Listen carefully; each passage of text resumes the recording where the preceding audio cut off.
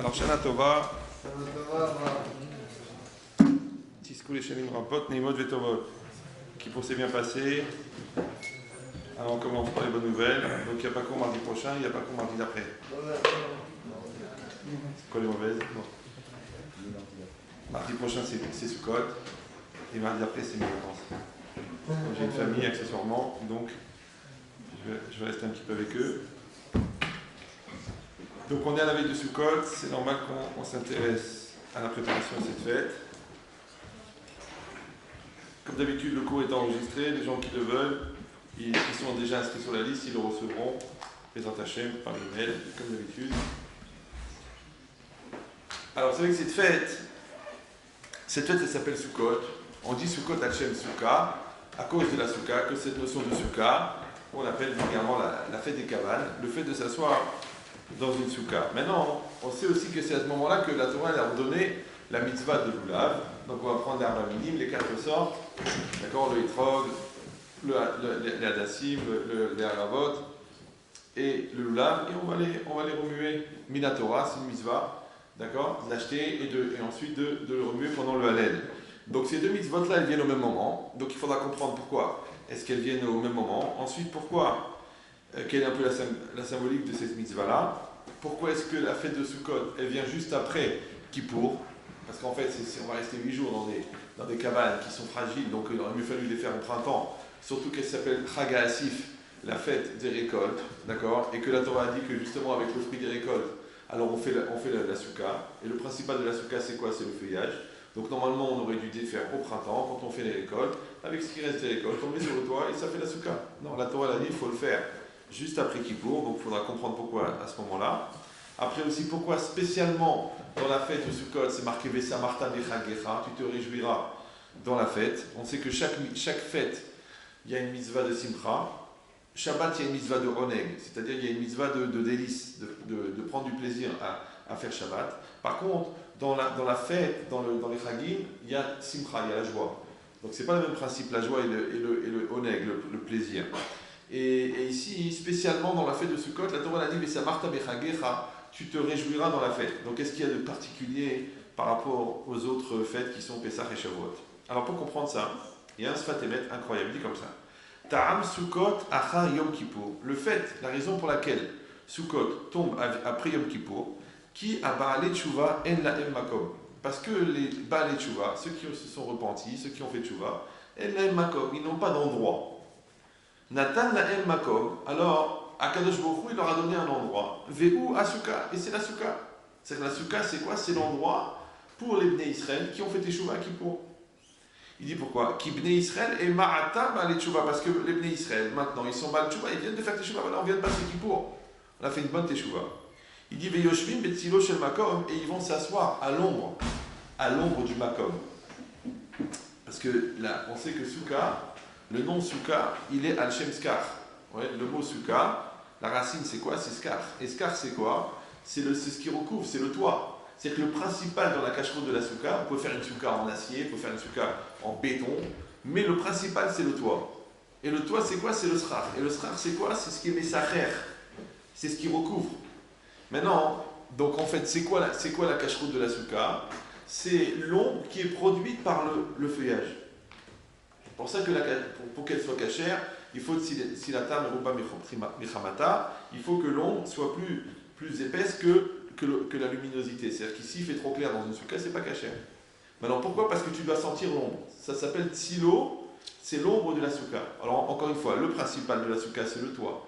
Et le toit, pas pour le toit lui-même, mais pour l'ombre qu'il produit. D'accord? Maintenant, ici, c'est marqué que les Bnei Israël, après Yom Kippour, ils sont considérés comme, ils sont Baalei Teshuvah. Et le Baal Teshuvah, il n'a pas de makom. C'est-à-dire quoi le Baal Teshuvah, il n'a pas de makom? Alors, il explique comme ça le Sfat Emet. Ve'ine be Rosh Hashanah ve Yom Kippour nig'alim mi Yetzerara. Les Bnei Israël, au moment de Rosh Hashanah et de Kippour, ont été libérés du Yetzerara. D'accord? Au moment de Rosh Hashanah, on a fait le din, on a fait le jugement, et on a fait une grande Teshuvah. Et après, au niveau de Kippour, s'est tellement séparé de toute forme de matérialité, qu'en réalité, on est tout nu. Il dit, c'est ce qu'il dit. Il dit, Bechesed Elyon. Il dit, par la bonté d'Hachem, Ve'acharkar tzrichim agana Beyoter. Et après cela, ils ont besoin d'une protection supplémentaire. L'écart Hakadosh Baruch Magen Alenu Acharkar Besuka. C'est pourquoi Hachem, après cela, nous protège dans la souka. Ça, c'est les mots du Sfat Emet. Maintenant, on va essayer de comprendre un petit peu qu'est-ce que ça veut dire. Qu'est-ce que ça veut dire que il nous magen, il nous protège dans la souka. Il dit, on a dit souka, c'est Milachon Skar. Le langage de souka, il vient de la notion de skar. Et skar, c'est le toit. Il dit donc, ça veut dire que ça vient pour recouvrir. Ça vient pour recouvrir. Il dit cette logique-là, que quand quelqu'un il a fait tchouva, il perd ses repères. Pourquoi? Comme dans n'importe quel domaine. Oui, quand quelqu'un il est dans un domaine et on lui enlève ses repères, alors il est perdu. Ouais, comme quand vous arrivez dans un endroit, vous ne parlez pas le tchétchène, alors vous êtes perdu. D'accord? Ou la synagogue, est-ce qu'il y a une communauté, même pour dire comment on trouve la rue, c'est quoi une boulangerie, tu ne parles pas le tchétchène, tu es perdu. En France, tu te débrouilles. Mais en Angleterre, tu parles un peu l'anglais. Mais là-bas, tu ne parles pas le tchétchène, tu es perdu. C'est tes repères. Il dit c'est exactement pareil. Il dit quand quelqu'un, il est bien installé dans le bien, quand on lui enlève ses repères, eh ben, il est perdu. Et quelqu'un, quand il est bien installé dans le mal, quand on lui enlève ses repères, il est perdu. Ouais, comme Chazvé Shalom, quand une femme, elle découvre que son mari l'a trompée, pourquoi elle devient folle? Ou une femme, elle découvre un mari découvre que sa femme l'a trompée, pourquoi elle devient fou? Pourquoi? À part la gravité de la faute, ouais, c'est le fait que la personne, elle se dit deux problèmes. Premier problème, c'est que son monde, c'est faux. Deuxième problème, c'est qu'elle ne sait pas avec qui elle est mariée.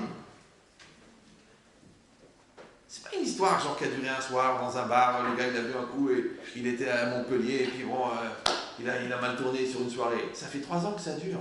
3 ans de mensonges, 3 ans de tralouette, 3 ans de chérie, comment ça va, 3 ans je suis fatigué, 3 ans j'ai pas la tête. J'ai une réunion de travail, je suis obligé de passer la nuit là-bas, j'ai raté l'avion. 3 ans de faux, 3 ans. La personne a dit, mais le monde il s'écroule. Le monde il s'écroule parce que je ne sais pas avec qui je suis marié. J'ai découvert le visage de mon mari. Ouais. J'ai découvert ma femme, une autre personne, une autre personnalité. Et puis avec toi, était chat neuf et tordu et méchant et pervers et vicieux. Et avec l'autre, l'achnin et le gentil. Je dis, c'est pas possible, mais c'est combien de visages? Alors, de la même manière. Mais au lieu que ce soit ton mari que tu as perdu en tant que repère, ou ta femme que tu as perdu en tant que repère, ou ton père que tu as perdu en tant que repère, c'est toi-même que tu as perdu en tant que repère. Parce que quand l'homme il est bien avec son Yetzirara, vous savez, on a expliqué déjà 1 million de fois que le Yetzirara, ce qui est extraordinaire, c'est qu'il va faire le travail à ta place. C'est-à-dire il va te proposer d'exister à ta place. Donc quand toi tu es habitué à l'écouter dans la colère, dans les nerfs, dans le mensonge, dans le tralouet, maintenant tu décides d'être vrai, mais tu es tout nu dans la vérité. C'est des gens, ils mentent comme ils respirent. C'est-à-dire pour dire la vérité, c'est pas, ils se mettent à bégayer parce qu'il fait un calcul. Attends, ici, c'est faux. Ouais. L'autre, il est tout le temps en train de jouer un rôle. Donc maintenant qu'il décide d'être lui-même, authentique, il est tout nu.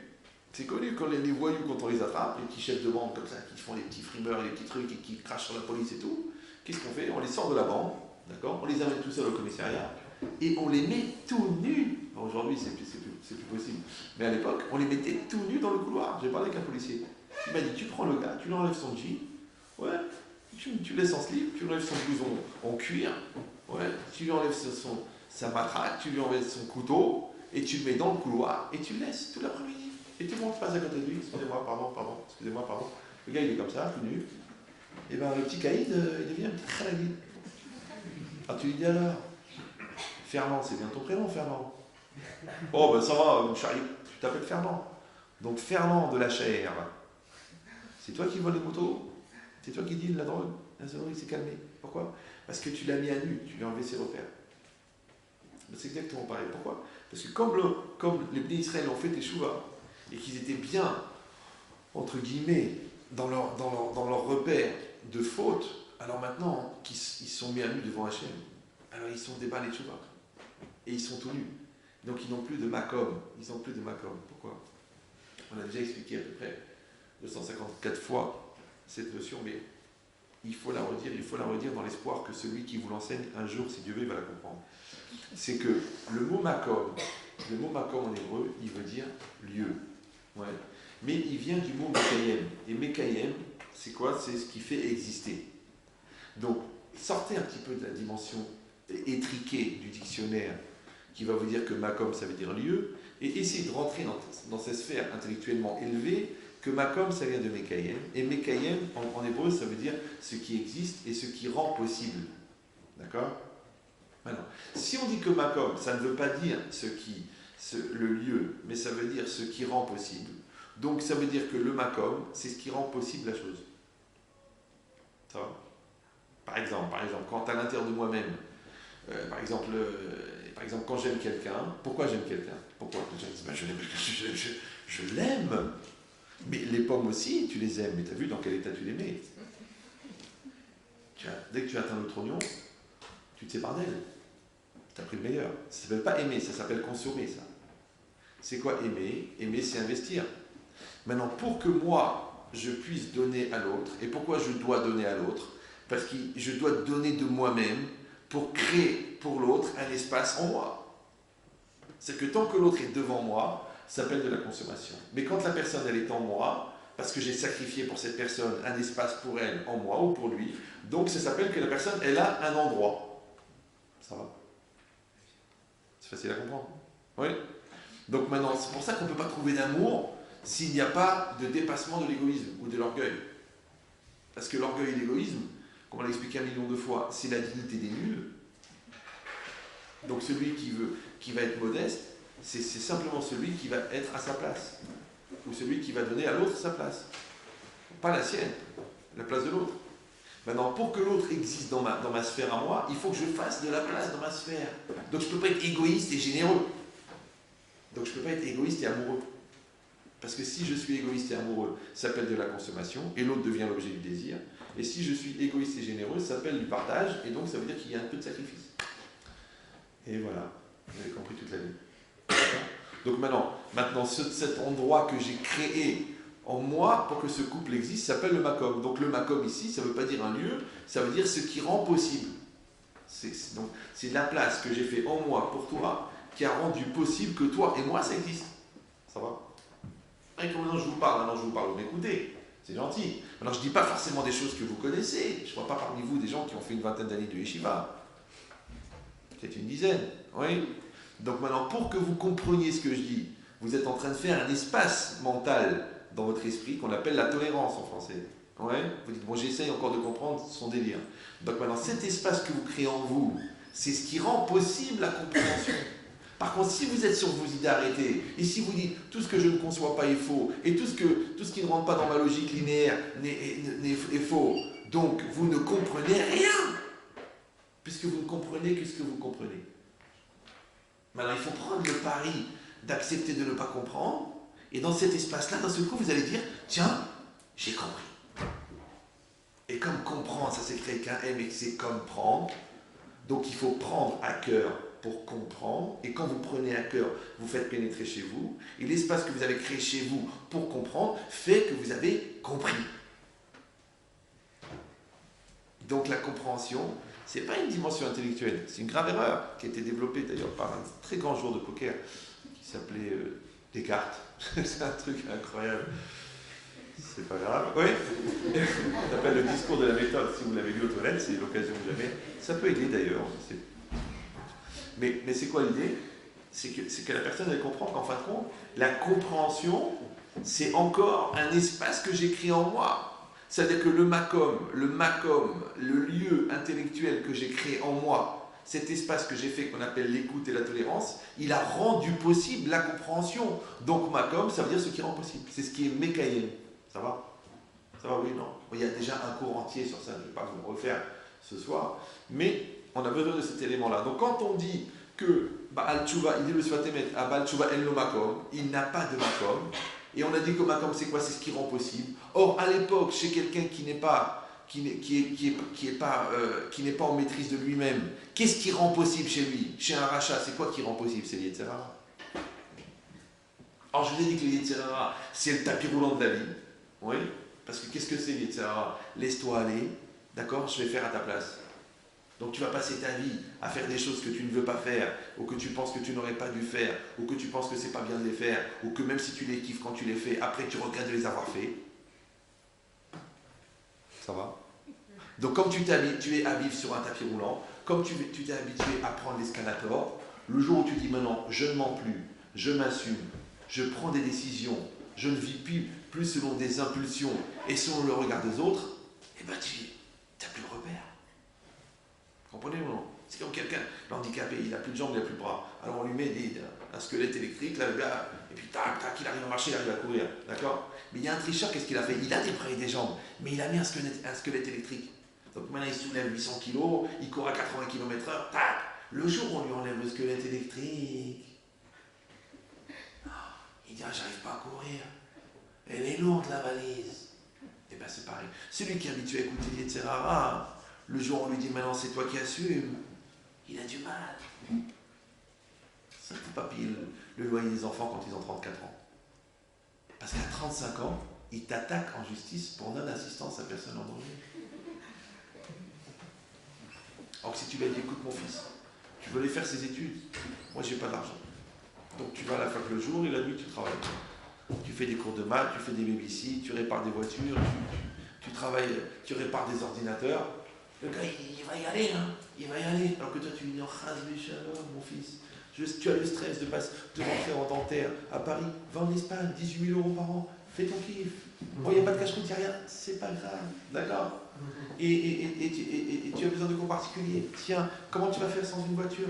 Tiens, comment tu vas faire tout seul, jeter, allez, à 3 pièces, mon fils. La cache-route, bien sûr, tous les vendredis, tu vas recevoir les gâteaux de Contini, c'est normal. Les karata, le Shabbat, oneg. Donc le gars, il lui a coûté 40 000 € l'année, il vient, il dit, maman, je redouble. Le coup, il n'est pas fou, le gars. Il a fait un an de kiff, il va doubler. Il va faire 10 ans, dentaire en 10 ans, il a fait 10 ans de kiff. Et les parents, les pauvres, en train de dire, ah, mon fils, j'ai peur, on ne sait jamais si ça te manque encore ça, tiens, vas-y. Non, les enfants, il faut leur montrer que la vie n'est pas facile. Comme ça, ils vont comprendre. Mais qu'est-ce que tu fais toi? Tu dis non, toi tu l'as rendu un handicapé. Après il dit ouais, il t'appelle, j'arrive pas à payer le loyer. Mon fils, t'as 45 ans. Moi j'ai travaillé. Toi aussi tu travailles. C'est ta famille, c'est tes enfants, c'est ta femme. Ouais.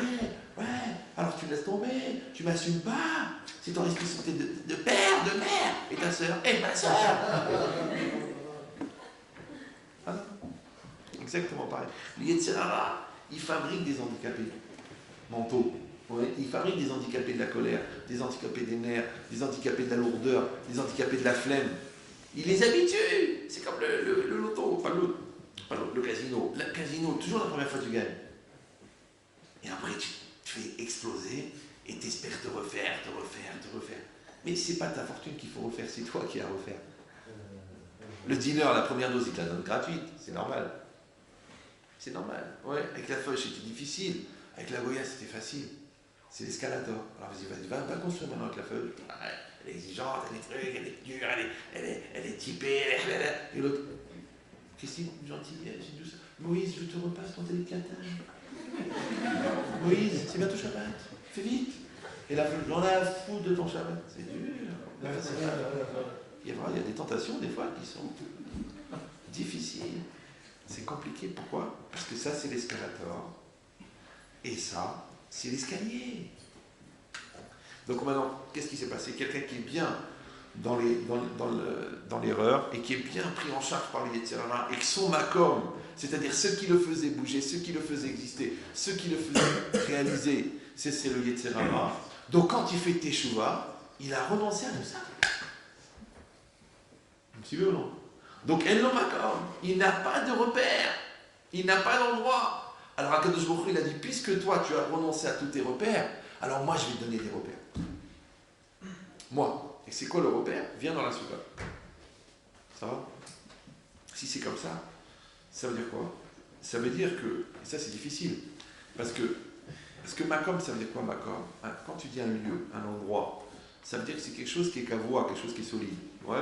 Et la Torah, qu'est-ce qu'elle dit? C'est midirat keva, veshev midirat arai. La Torah a demandé à l'homme, tu sors de ta maison fixe et tu t'installes, pas tu t'assois, pas tu rentres, pas tu passes 5 minutes après qu'il douche, tu manges 30 grammes de pain. Tu vas vivre dans la souka. Tu sais que c'est une mitzvah, d'après la Torah, de vivre dans la souka. Moi je me rappelle les gens, à l'époque, qu'est-ce qu'ils faisaient? Alors, juste au tournel là-bas, alors vite, on fait un petit qui-douche, on mange 30 grammes de pain, on rentre à la maison. Vous ne savez pas que ça existait. Il y en a qui faisaient, dans le lustre, ils mettaient des branches de sol. Comme ça, ils sont sous la souka. Dans la main, à la maison. Ouais. La souka, normalement, tu dois manger dans la souka, tu dois dormir dans la souka, tu dois vivre dans la souka, tu dois te reposer dans la souka.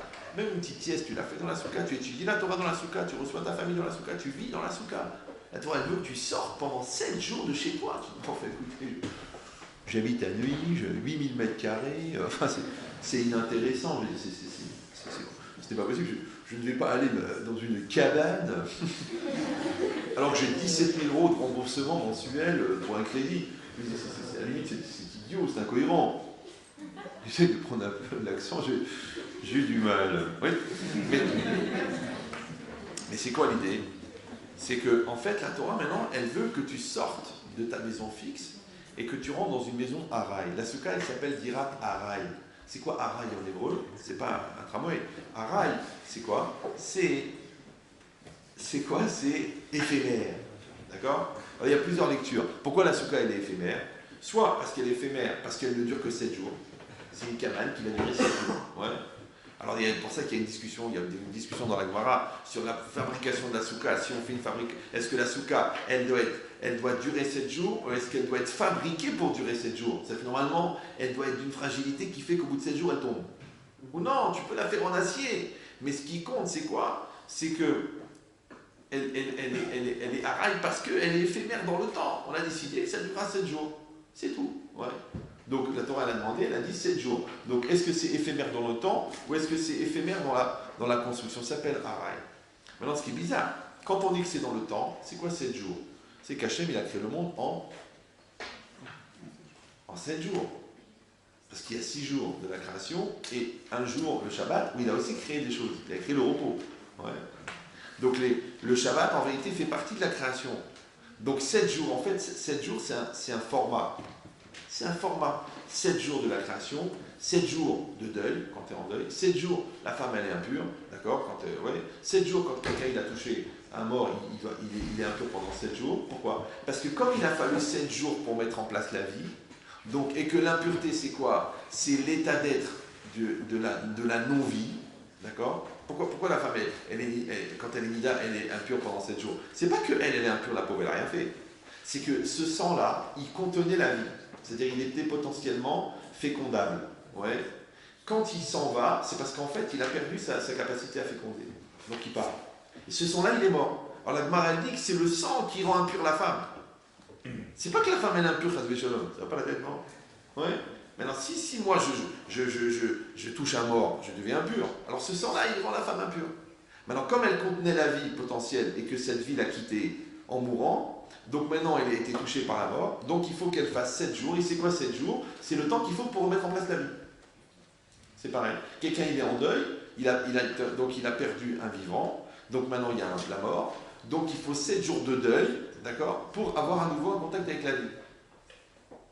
Parce qu'Hachem, il a créé la vie en 7 jours. Il avait une seconde pour créer la vie. Mais pour mettre en place tous les éléments qui sont nécessaires pour la vie, c'est 7 jours. Donc 7 jours, c'est un format. Donc 7 jours de deuil, 7 jours de Nida, 7 jours 7 années de Shemitah, 7 fois 7 années, d'accord, 70 ans, c'est considéré comme la longueur de vie normale, ouais. 7000 ans, en vérité, les 6000 ans de la création, plus les 1000 ans de Mashiach, ça fait 7000. Donc le chiffre 7, c'est un format dans la Torah. D'accord? Mais pourtant, il y a Shemini Atzeret. Après les 7 jours de Sukkot, il y a le 8e jour. Et ce jour-là, il correspond à quoi? Olam Haba. Comme il y a les 7 jours de la création, et le 7, c'est le chiffre de l'Olam Hazé, de ce monde-ci, et le 8, c'est le chiffre du Olam Haba. D'accord? Mais le chiffre du Olam Haba, ça n'a pas tellement de sens. Parce qu'à partir de 7, c'est infini. D'accord? Donc ça veut dire 7,1 plus l'infini. Donc c'est pour ça que c'est Olam Haba. Donc cette notion-là, c'est quoi? C'est qu'on vit dans un système qui est limité et s'appelle aussi Araï. C'est-à-dire que de toute façon, la vie elle-même, elle est Araï. Parce que les gens disent, Baruch Hashem, les Ma'an Hashem, Odul Hashem, qu'Hashem nous protège. Mais chacun il sait que la vie, c'est rien. C'est rien la vie. Tu pètes un grand automobile et paf, tu rencontres une dépanneuse et c'est fini. C'est rien la vie. Ouais, une rupture d'anévrisme, c'est rien. Un accouchement qui se passe mal, c'est rien. Une mauvaise oxygénation du cerveau à la naissance, c'est rien. Tout est rien. Et pourtant, c'est. Donc au fond, on croit qu'on est solide. Ah, mais il fallait le voir quand il montait les escaliers en portant les pianos. Et bien le mec, il a fait un arrêt cardiaque. Hein. Rien, une petite bulle d'oxygène de rien du tout, la balle passée. T'entends? Chiffre à l'eau. Donc la solidité, en vérité, c'est une illusion. C'est comme la richesse. Le mec, il a fait un coup en bourse, il a culbuté 5 fois, mais lui, c'était à l'envers. Donc il a tout perdu. Monsieur, votre costume n'est plus à vous. La maison n'est plus à vous, la voiture n'est plus à vous, il n'est plus rien. Ce n'est pas possible, mais mon compte en banque, c'est à vous, monsieur aussi. Vous êtes perdu. Tu vois, c'est comme ça, la vie c'est comme ça. Ça veut dire que c'est très solide et c'est très fragile. Alors qu'est-ce qui est illusoire? La solidité ou la fragilité? Alors c'est la Torah elle t'a dit. Elle dit tu vas sortir de ta maison fixe pour aller dans une maison qui est araï, d'accord? C'est-à-dire qui est provisoire, qui est éphémère. Donc la soukha, on a dit qu'elle est éphémère dans le temps, à cause des 7 jours, elle est aussi éphémère dans la solidité, dans la construction. On met des bouts de bois, on met des trucs comme ça qui s'emboîtent les uns dans les autres, et hop, on met un se casser. C'est fini. Et c'est fragile. Ah, tu sais très bien que tu ne vas pas pouvoir monter 6 étages sur une soukha. C'est fragile. Ici, ça s'appelle le côté éphémère. Maintenant, ce qui est bizarre, c'est que dans cette soukha, oui, il rentre le froid, il rentre le chaud, il rentre la pluie, il rentre le soleil. C'est bien, c'est censé te protéger, mais en fin de compte, ça te fragilise. Pourquoi? Parce qu'il y a une halakha spéciale dans la soukha, qui n'existe dans aucune autre mitzvah. Ouais.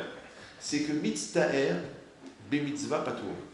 Si quelqu'un il souffre dans la soukha à cause de la soukha, il est exempté de la soukha. C'est-à-dire que si par exemple vous êtes dans une soukha et qu'il fait très très chaud dans la soukha, s'il fait aussi chaud dehors que dedans, vous devez rester dedans. Mais s'il fait très chaud dedans pour une raison quelconque, il fait très froid, il fait bon dehors, vous êtes exempté de la soukha. S'il pleut très très fort, vous sortez de la soukha. Ouais. S'il y a des millions de moustiques dans la soukha, mais il n'y en a pas dehors, donc c'est à cause de la soukha, vous sortez de la soukha. Maintenant je vous dis la vérité, ça n'existe pas dans les autres mitzvot. D'accord? Si quelqu'un il va crever pour mettre les téfilines, il va crever. Si quelqu'un il va tomber malade, pour les 4 verres de vin de Pessah, il va tomber malade 6 mois, il fait la mitzvah. S'il va avoir mal au ventre comme un malade, il va truquer. Si à Yom Kippour, si vraiment il n'est pas enceinte, il n'est pas en truc, ça va être très dur de faire Kippour, il va faire Kippour. Donc la seule mitzvah où, à cause de la souffrance, tu es exempté de la mitzvah, c'est Sukkot. Bizarre. Donc qu'est-ce que ça veut dire? Tu es dans la Sukkah, c'est quelque chose qui, on a dit, qui est araï, et c'est quelque chose qui est fragile. Et d'un autre côté, on a dit que, je crois pas, la Torah, elle t'a dit, sors de ta maison fixe pour rentrer dans une maison qui est éphémère. Et d'un autre côté, on vient de dire que le Baal Tchouva, en fait, il n'a plus de repère, et donc Hachem lui dit, viens dans la soukha, et moi je vais te servir de repère. Ça veut dire que, ça veut dire que la soukha c'est solide, et à la maison c'est fragile. C'est bizarre, non? Alors en fait la logique elle est comme ça. C'est que quand tu es dans la soukha, qu'est-ce que tu as au-dessus de ta tête? Tu as du feuillage. D'accord? Le feuillage c'est quoi? C'est la nature. La nature en hébreu c'est Ateva. Et Ateva, c'est la même valeur numérique que Elohim. Et Elohim, c'est un nom d'Hachem. Maintenant, nous, quand on est dans la soukha, qu'est-ce qui nous sépare du ciel? C'est le scar, c'est le feuillage. Et le feuillage, ça représente la nature. Maintenant, dans la vie, qu'est-ce qui nous sépare de Dieu? La nature. D'ailleurs, ils ont créé un système qui s'appelle la science pour expliquer la nature, afin d'éviter que derrière la nature, il y a quelqu'un. Pourquoi elle a été créée la science? Vous savez pourquoi elle a été créée la science? Vous savez ou non? Non? La science, elle a été créée, ouais, parce que les hommes ne voulaient plus être soumis à l'Église, ouais, au dogme de l'Église. Donc ils ont dit, écoute, la seule manière de se débarrasser du stress que l'Église nous donne avec du divin, c'est de comprendre que la nature fonctionne de manière indépendante du divin. Ça, c'est l'origine de la création de la science. C'est pour ça que ça a été créé. Après, ils ont fait genre le progrès, l'amélioration des choses, qu'on vient de la science, on a besoin de la science. En réalité, le but de la science au départ, c'était quoi? C'était ça. C'est-à-dire, si j'arrive à expliquer que le monde fonctionne sans Dieu, j'ai plus le stress de Dieu. Et le problème, c'est que plus la science avance, et plus elle prouve que Dieu existe. C'est l'éternel problème. Tu sais pourquoi? Parce que les choix que tu fuis, c'est ceux-là qui te rattrapent. Il ne faut jamais fuir ce que tu as peur, ce dont tu as peur. Ce dont tu as peur, il faut l'affronter. On te stresse au travail, on te harcèle, on te traite de nul. Tu ne quittes pas ton travail. Tu restes au travail et tu vas leur dire, j'ai un contrat, je vais finir le contrat. Ah, on va vous faire la vie dure, vous n'allez rien faire du tout. Pourquoi? Parce que moi, je vais me servir de la difficulté pour sortir fort. Je ne vais pas sortir faible et en dépression parce que vous m'envoyez des emails trucs et parce que vous me mettez à part ou parce que vous jasez sur moi. Parce que moi, vous êtes des pauvres types. Parce que les chiens aboient et les caravanes passent. Parce que les caniveaux continueront à faire du bruit dans le monde. Parce que les chiottes, ça fait toujours le même bruit quand on tire la chasse. C'est comme ça la vie. Donc moi, je vais m'impressionner du fait que vous tirez la chasse avec votre bouche. Si moi, je rentre dans votre harcèlement, c'est parce que c'est ma faiblesse qui est votre force. Donc je dois dire le contraire. Je dois dire merci de me mettre à l'épreuve parce que je vais sortir fort. Et c'est moi qui va partir, c'est pas vous qui allez me faire partir, c'est moi qui va partir. Mais je vais finir ce contrat. Et je vais finir ce diplôme. Ah, vous me stressez, je vais finir le diplôme. Et je vais partir. Peut-être je ne vais pas être dentiste, mais je vais finir dentaire. Je vais finir. Je ne vais pas partir sur un échec. Je vais finir dentaire et je vais créer une boîte d'informatique. Mais quel rapport? Aucun rapport. Mais les efforts que j'ai faits, la capacité de concentration, ma capacité à gérer mon stress, ma capacité à remettre en cause, ma capacité à travailler des nuits et des nuits sur un projet, ça a fait que j'ai développé des qualités. Je ne peux pas n'importe quoi avec ça. Mais si moi, je me suis servi de mes études pour me fabriquer une logique d'échec, mais je deviens un monstre. Comprenez ou non? Et dans tout, c'est pareil. Combien de fois, les gars me disent, oui, voilà, même dans le couple. Je dis, écoutez, peut-être que vous allez divorcer. Mais profitez de ce challenge, parce que voilà, bon, il se trouve que tu ne la supportes plus, mais il se trouve aussi que tu es un grand coléreux. Donc peut-être que tu peux profiter de ce challenge pour régler ton problème de colère. Alors après, peut-être que ce que tu auras tiré comme bénéfice de tu t'es soigné de ta colère, peut-être tu l'utiliseras dans un autre couple. Mais si toi, tu continues à penser que c'est la faute de l'autre, et que si tu es énervé, c'est parce qu'on t'énerve, c'est normal, puisque tu as un système nerveux. Donc tu es toi-même un système nerveux. Mais toi, tu ne dois pas être énervé parce qu'on t'énerve. Tu dois être énervé parce que tu t'énerves. Maintenant, si on t'énerve, ça veut dire que tu es victime de l'énervement que les gens produisent chez toi. Donc tu n'es plus en action, tu es en réaction. C'est ce qu'ils appellent vulgairement une réaction naturelle. Vous savez, je n'ai fait que réagir naturellement. C'était une réaction naturelle. Mais les réactions naturelles, c'est pour les animaux, les plantes, les phénomènes physiques. Mais un homme ne doit pas avoir des réactions naturelles. Un homme, il doit avoir des actions surnaturelles. Et je ne parle même pas de la religion. Ouais. Avant la religion déjà. Ouais. Que toi, tu dois avoir une action. Action, c'est le contraire de réaction. Réaction, je réagis parce que l'autre agit. C'est-à-dire que l'autre agit et moi, je réagis. Mais moi, je ne veux pas réagir. Je ne veux pas que l'impulsion de mon existence, elle vienne de toi. Je veux que l'impulsion de mon existence, elle vienne de moi. Donc, je veux, moi, agir.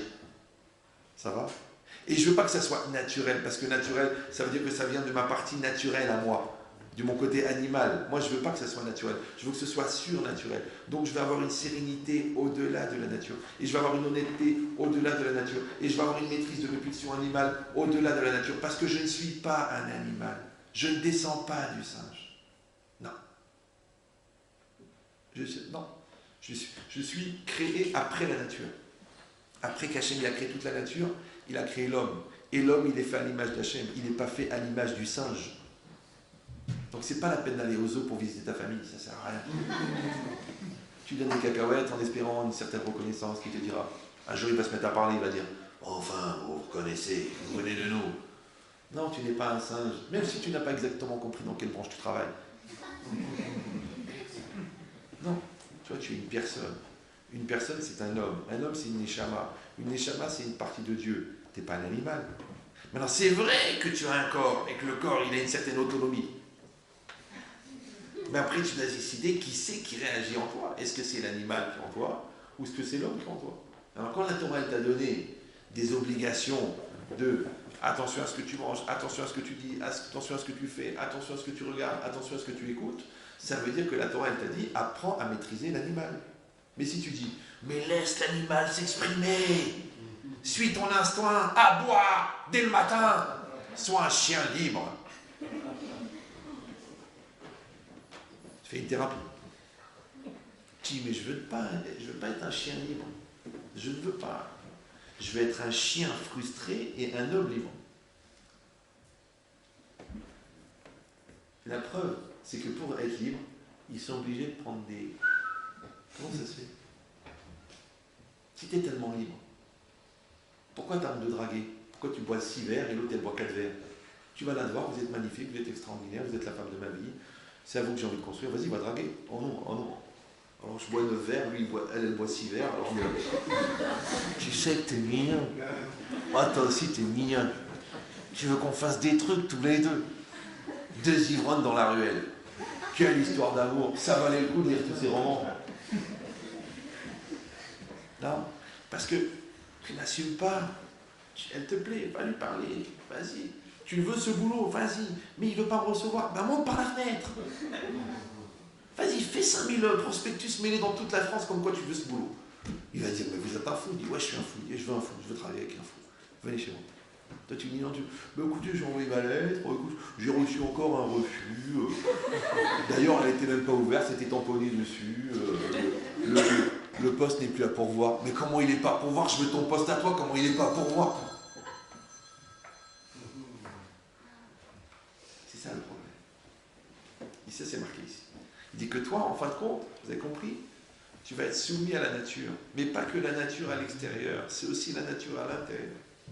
Dans la nature, on a une qui s'appelle Elohim. Ouais. Et Elohim, c'est quoi? C'est la partie, entre guillemets, physique des choses. Mais on n'a pas arrêté de réfléchir et de répéter pendant toute la fête Hachem ou à Elohim, à Hachem ou à Elohim. C'est quoi? Je dois savoir que Hachem, c'est lui Elohim. Donc derrière la nature, il y a Hachem. Donc tous les scientifiques doivent faire Teshuvah le jour de Rosh Hashanah. Parce qu'ils ont dit, je croyais qu'il n'y avait que Elohim. Il n'y a pas que Elohim, il y a Hachem qui est Elohim. C'est que la nature, c'est le pantin. Et le bon Dieu, il tient les ficelles. Et si quelqu'un va dire, alors quoi, ça veut dire que la nature, c'est le pantin de Dieu? Mais t'as mieux encore. Même toi, tu peux être le pantin de Dieu. Si tu décides de suivre les lois de la nature. Parce que les fils qui tiennent la nature, c'est les mêmes fils qui continuent dans ta chair. Donc quand tu suis ta nature, tu deviens un pantin. C'est pour ça qu'ils ont créé un endroit pour accueillir tous les gens. Bon. Donc, mais c'est quoi l'idée, oui? C'est ça l'idée. L'idée, c'est de dire, est-ce que moi, je vais être, en fin de compte, en résumé, Elul, Rosh Hashanah, Kippour, c'est quoi la question? C'est de savoir, est-ce que tu vas être un serviteur du Yetzer Hara ou un serviteur de Dieu, c'est tout. C'est ça le résumé. C'est bon. Ou tu vas être un bon serviteur du Yetzer Hara. Donc ouais, tu vas écouter tes pulsions, tu vas continuer à mentir, à tricher, à être flemmard, à être lourd, à te dire j'ai pas envie de réfléchir et ça me prend la tête et... Ou tu vas dire non, je suis un serviteur d'Hachem. Maintenant Hachem, dans son régiment, ne prend que des hommes libres. Donc si tu t'es pas débarrassé de ta dépendance à la matière, si tu t'es pas débarrassé de ta dépendance psychologique, intellectuelle, eh ben, tu peux pas venir. Il faut d'abord que tu te libères. Donc à ce moment-là, que tu es un homme libre, Hachem il te dit, bon, c'est bien, tu peux rentrer dans l'armée d'Hachem. Mais c'est pas facile. Parce que c'est tellement confortable de se sentir fort dans le confort. Puisque dans le confort, il y a fort. Mais celui qui ne veut pas le confort, ouais, celui qui ne veut pas qu'on lui accepte sa feuille qui est pleine de ratures, et celui qui ne veut pas qu'il ait toujours des gens qui supportent son mauvais caractère, et quelqu'un qui ne veut pas qu'il y ait d'autres personnes qui payent ses dettes, et quelqu'un qui ne veut pas que ses enfants ils disent bon ben c'est pas grave, il était brel mais il était gentil. Quelqu'un qui cherche la perfection, quelqu'un qui veut grandir, quelqu'un qui veut être bien, quelqu'un qui veut ne rien avoir à regretter, ça existe. Et ils sont Haïti, Bénéalia, même Moatim. J'ai vu des gens élevés mais ils sont peu nombreux. Donc c'est quoi? C'est un combat. C'est un combat. Il dit cette logique-là, c'est quoi? C'est marqué ici. Il dit que la Torah, elle sait que pour pouvoir te libérer de ton Yetzer Hara, tu as détruit tes repères. Et cette perte de repères, elle a fait que tu te retrouvais tout nu. Hachem, il a dit, bon, puisque vous n'avez plus de repères, je vais être votre repère. Alors venez chez moi. C'est ça, repère. Repère, c'est père. Le père, c'est repère. pour ça que les gens qui n'ont pas eu de père, ou les gens qui ont refusé leur père, toute leur vie, ils sont en recherche de repères. Maintenant, il faut aussi que le père soit un repère. Si c'est un repère de brigand, ça ne marche pas. Il faut que ça soit un repère. Ouais. Alors, si le père est un repère, alors que tu le veuilles ou non, même si tu es contre ton père, c'est pas grave. Même si tu n'es pas d'accord avec ton père, même si tu es différent de ton père, il était Hazan à Meknes, ouais, et toi, tu es devenu jazzman à Los Angeles. À part que vous êtes les deux dans la musique, vous n'avez rien à voir. Et bien, tu vas te surprendre à 54 ans, marié avec 3 enfants à Beverly Hills, à dire à ton fils, qui ne t'écoute pas, ça ne te portera pas bonheur. Tu dis, j'ai fait 14 ans d'orthophonie pour enlever mon accent marocain, et je me surprends à parler comme mon père. Il avait raison, mon psy. La roue elle tourne, tu vas revenir, Audon Kolo. Tu vas revenir chez ton père, et tu vas revenir chez ta mère. Maintenant, puisque tu vas revenir chez ton père, reviens chez ce qui est bien chez ton père. Ça va? Parce que toi, tu viens de quelque part. Tu dis, l'autre il a tout fait pour être ashkénaze, l'autre il a fait tout pour être séfarade, l'autre il a tout fait pour être italien, l'autre il a fait pour être américain. On sait qu'il est marocain. Il a dit, non, je suis américain. Ça sert à rien. Il a appelé ses enfants William et Kevin et Marilyn. Mais quand tu t'appelles même Kevin Khalifa, c'est comme si tu t'appelles Mahlouf de la Croix. Ah, il y a un malaise. Tu dis quand même, Mahlouf de la Croix, c'est pas commun, c'est une histoire qui vaut pas un clou. Oui, mais c'est marqué ici. Il dit que la personne, en vérité, vous avez compris maintenant, elle a créé, elle a perdu ses repères, la Torah elle te dit viens dans la soukha. Mais le problème, c'est que la soukha, c'est d'Iratarai. Alors comment quelque chose qui est éphémère va me protéger? Le vent il rentre, le soleil il rentre, la pluie elle rentre, j'entends le bruit, je me sens SDF. Comment ça peut me rassurer? Ah, écoutez bien, cette logique, elle est incroyable. Elle est incroyable, j'aurais dû dire que ça et partir. Ne me tentez pas. C'est qu'en fait, dans la soukha, la maison est fragile, mais les valeurs sont solides. Alors que dans la maison est solide, mais les valeurs sont fragiles. C'est vrai ou non? Quand quelqu'un croit qu'il est riche parce qu'il a de l'argent, il est riche parce qu'il a de l'argent, il est riche parce qu'il a de l'argent. Et c'est quoi la pauvreté?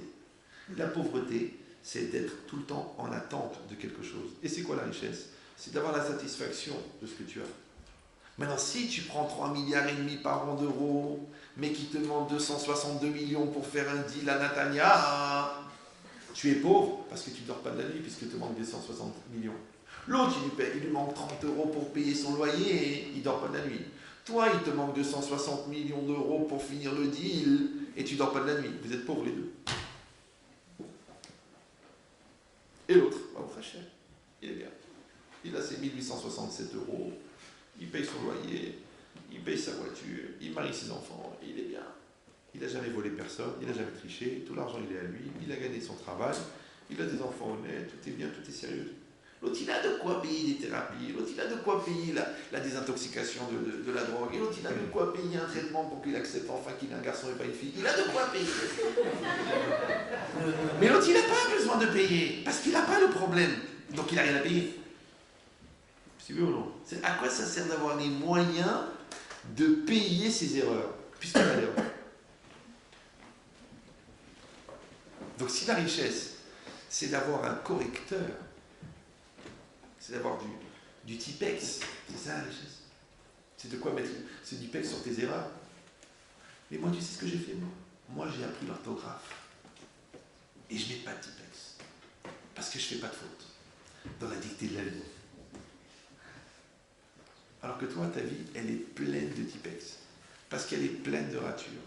Les ratures dans la vie, ça s'appelle les ratés. T'as raté ça, rature, t'as raté ça, rature, t'as raté ça, rature. Alors évidemment, tu mets du Tipex. Tu mets du Tipex que je suis quelqu'un de gentil. Tu mets du Tipex parce que je fais des cadeaux à tout le monde. Tu mets du Tipex parce que je suis très apprécié dans la communauté. Tu mets du Tipex parce que je passe à la radio. Mets du Tipex. Mais pourquoi tu as besoin de mettre du Tipex? Ne fais pas de faute. Tu prends ta feuille et tu écris directement, sans brouillon. Moi j'ai beaucoup. Moi je ne vais pas vous raconter ma vie. Et quand j'étais en seconde, première, terminale, j'ai beaucoup travaillé pour ça, beaucoup. Apprendre beaucoup de mots, beaucoup de mots de transition, d'enrichir le vocabulaire, et beaucoup de travailler sur des brouillons, pour arriver à ne plus faire de brouillons. C'était ça le projet. Dicter des dissertations. Vous avez déjà essayé de faire ça? Tu prends le sujet, tu l'apprends par cœur, tu fais un plan dans ta tête, et après, tu travailles tellement sur la facilité du débit buccal qui s'imprime lui-même dans une logique syntaxique d'expression totale d'un argumentaire développé et amené dans une logique impossible à éliminer parce que les transitions sont elles-mêmes calculées comme un engrenage infini. Quand tu as bien travaillé la machine, tu n'as plus besoin de faire le brouillon. Quand je suis arrivé au bac, j'ai lu le sujet, j'ai marqué sur la feuille « je dois passer le permis » et j'ai fait la disserte. 1 page, 2 pages, 3 pages, 4 pages, 5 pages, 6 pages, 7 pages, 8 pages. J'ai donné, regarde, il m'a dit, mais il vous reste 2 heures, c'est raté. 16, c'est bien. C'est bien, je te content. C'est pas pour vous dire, waouh, le mec il a pas fait de brouillon. Parce que moi je pense que dans la vie, il ne faut pas faire de brouillon. Moi je pense. Il y en a des gens, non, ils disent, non, cette vie-là, c'est le brouillon. La vie d'après, ça va être super. Ce mariage-là, c'était brouillon. Si Dieu veut, celui d'après. Les premiers enfants, je les ai dit, bon, c'est pas grave, je vais divorcer personne. Mais après, dans le deuxième mariage, je vais faire des tzadikim. Il n'y a pas. Bah, dès que la semence, elle est sortie de toi, 90% de l'éducation, elle est terminée. Qu'est-ce que tu veux maintenant? Qu'est-ce que tu veux? Un âne, tu veux lui apprendre à faire du piano? Allez, mets-toi. Non, allez, vas-y, Mozart. Qu'est-ce qu'on appelle un âne Mozart? C'est Mouza. En hébreu, ça veut dire c'est bizarre. Ah, ça veut dire quoi? Quand la semence, elle sort de toi, quand la phrase, elle sort de toi, quand l'attitude, elle sort de toi, c'est fini. Ça y est, la feuille, c'est ça. C'est-à-dire que la vie, c'est quoi? La vie, c'est une dissertation sans rature.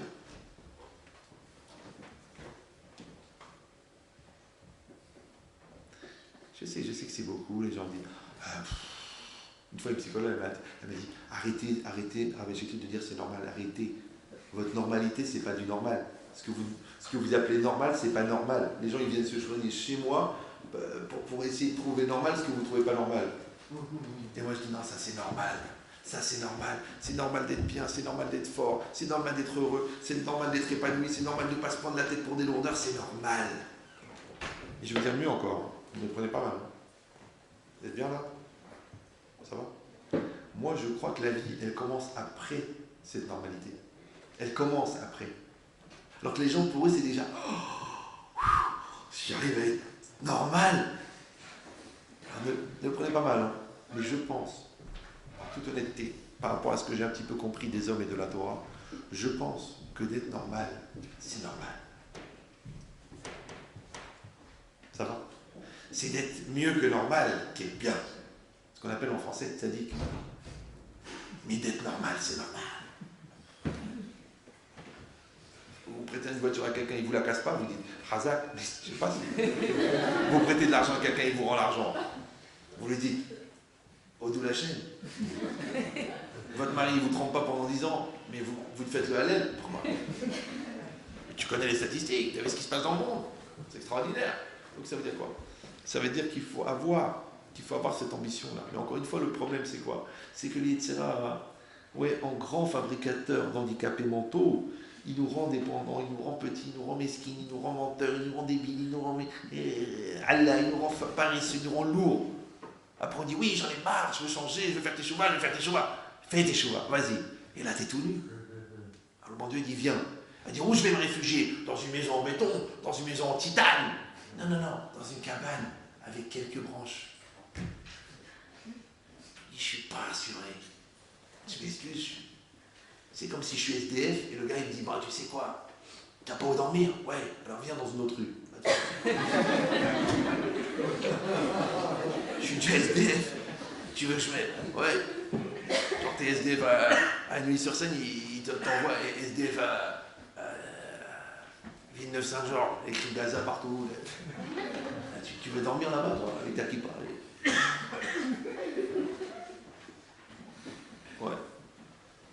Donc c'est quoi l'idée? Alors je vous dis pourquoi. La soukha, la maison est fragile. Mais les valeurs sont fortes. Comme des gens qui voient, au Hachem, ils ont une bonne éducation, ils ont grandi dans le confort, et 3 fois par an les vacances, et le sport d'hiver, et l'ambiance, et la voiture à 18 ans, et le truc, et Louis le Grand, et le Khlalon, et le Dadan, d'accord? Et à l'intérieur, ils sont fragiles. Et l'autre, il s'est battu pour rentrer dans la bonne école, il s'est battu pour son bac. Après, il travaillait un truc, après, il aidait ses parents parce qu'ils n'avaient pas de quoi, après, il s'est payé ses études. Et le gars, les moyens, il ne les a pas eus, mais les valeurs, il les a. L'autre, il a tout eu facilement, mais les valeurs, il ne les a pas. Tu vois, le gars, il dit, je comprends pas, tu as une femme magnifique, tu as des beaux enfants, tu as un bel appartement, tu as besoin de tromper ta femme avec ta chef des stocks. Tu as 48 magasins, bon, Hachem, tu prends tes 70 000 € par mois. Tu as une femme, c'est une ancienne Miss Israël. Elle est magnifique, tu as des enfants, ils sont, je sais pas quoi dire, ils sont bronzés. Pour te dire que vraiment, ils sont mignons, Natacha, Sacha, tous magnifiques, des enfants magnifiques. Tu as été avec la chef du stock, 68 ans, sur une caisse, à l'arrière de l'entrepôt, dans le froid et dans le courant d'air. Elle est toute fripée. Non, c'est une histoire vraie. Et quand le gars, je lui pose la question, je lui dis franchement, parce qu'il y a des affaires à côté de lui. Je lui dis, mais franchement, t'as une femme. Bon, moi, je ne regarde pas les femmes, mais ta femme, elle est objectivement belle. Qu'est-ce que t'as été chercher? C'est ce qu'il m'a répondu. C'est incroyable. Il m'a dit, monsieur le rabbin, vous ne connaissez pas le goût du sordide. Je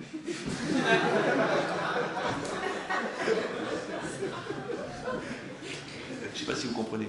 C'est-à-dire que les gens qui ont le meilleur, ils veulent le pire.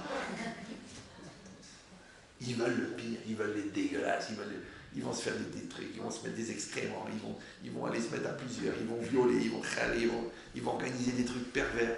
Pourquoi? Parce que comme ils ont le meilleur, ils veulent le pire. Je comprends, mais t'as le meilleur. Qu'est-ce que tu veux maintenant? Allez, ça n'a pas de goût, c'est insipide. Là, t'es dans le stress, la fille elle a peur, elle a 12 ans, t'es en Thaïlande, tu l'étrangles pendant que tu la prends. C'est un truc spécial.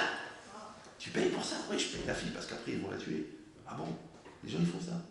Mais vous êtes des malades. Eh, monsieur le rabbin, on a de l'argent, on se paye des plaisirs qu'on peut se payer. Des animaux à 2 pattes. Ouais. Donc c'est quoi ce qui est marqué ici? C'est que tu crois que la personne, elle a fabriqué des valeurs.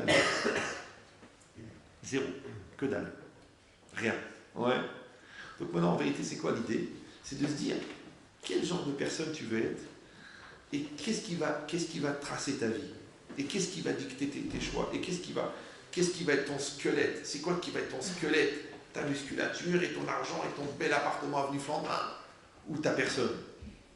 Comment ça va se passer? Vous savez, les gens, je me rappelle dans des livres sur la Shoah, ils disaient que quand ils ont attrapé les nazis à la fin de la guerre, les gens qui étaient déportés, alors ils les frappaient, et les nazis ils se mettaient par terre, ils pleuraient. Ils pleuraient pour qu'on leur laisse la vie. Alors le gars, il a dit, j'ai été 3 ans au Auschwitz, j'ai jamais vu un déporté pleurer. Il pleurait pas les gens. Il leur mettait des coups de bâton, il leur faisait des tortures, il les pendait pendant 2 jours par les bras. Et le gars, il pleurait pas. Il cassait en morceaux, il pleurait pas. Il allait à la chambre à gaz, tout nu, il avait plus de dignité que l'autre berger allemand que tu n'arrivais pas à discerner le berger de l'allemand. Les deux sont d'une sale race. Ouais. Et l'autre avec sa grande gabardine en cuir et sa casquette et sa matraque et sa truc. Ouais. Et après, dès que les Russes sont arrivés, il s'est mis en civil. J'ai rien fait, je n'ai fait qu'écouter les ordres. Mais au moins meurs dignement. Déjà, si tu étais un pauvre type toute ta vie, au moins ta mort avait une valeur. Les gars, ils n'avaient rien, ils étaient oubliés du monde, ils étaient tout nus devant la chambre à gaz, ils marchaient comme ça. Et quand au moment de rentrer, il dit, une seconde, il va faire le crâne schéma. Et le gars, il faisait ça. C'est dans ces moments-là que tu vois la grandeur de quelqu'un.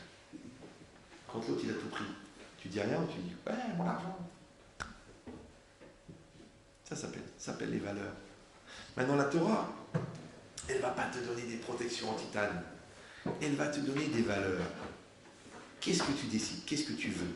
Tu veux des valeurs boursières ou tu veux des valeurs humaines? Qu'est-ce que tu veux? Tu décides. Tu veux que ton couple il soit fondé sur des valeurs ou est-ce que tu veux que ton couple il soit construit pour des valeurs? Ouais. Est-ce que tu veux que ta femme, elle t'apprécie pour ta valeur, ou est-ce que tu veux qu'elle t'apprécie pour ta valeur? Parce que voilà, tu as eu un revers de fortune, et ben des 12 000 mensuels, tu es passé à 604 euros. Elle te dit, écoute, je n'ai pas du tout grandi dans ce standing, excuse-moi, j'achète pas les faux Chanel et les faux Cartier. Moi, il me faut des vrais. Je suis allergique, ça me fait des boutons. Moi, le sac, il me plaît, je l'achète. Je commence pas à réfléchir. J'ai 28, tous les sacs Chanel, je les ai. J'ai eu un couple comme ça, je suis une fois. Le mec, il me dit, écoutez, Raph, je peux pas. Elle voit un sac, elle veut l'acheter. Je dis, bah c'est bien. Elle me dit, non, mais c'est que des Chanel. Que des Dior. Mais le dernier que tu vois, tu ouvres le Figaro, tu le vois. Ils ne le mettent pas dans Femme Actuelle. Hein, ouais. Tu ouvres le Figaro, tu le vois. La fille, elle l'achète. Elle l'achète sur place. Il me dit, moi, j'arrive plus.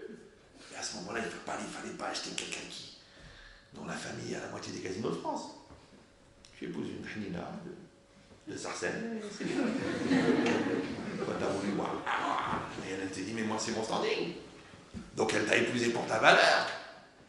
Ou pour ta valeur. C'est ça le problème. Donc maintenant, ici, c'est pareil. Tu vas rentrer dans la soukha, et c'est vrai que c'est fragile. C'est vrai. Ouais. Et bien, ce que les hommes appellent la déchéance, d'être soumis à la nature, nous, on appelle ça la sécurité. Parce que c'est ça l'éternel problème. Ouais. Les peuples, depuis 5000 ans, ils essaient d'échapper à la nature. De ne pas être soumis à la nature, de ne pas subir les lois de la nature. D'accord? Alors pour le tonnerre, ils ont fait le paratonnerre.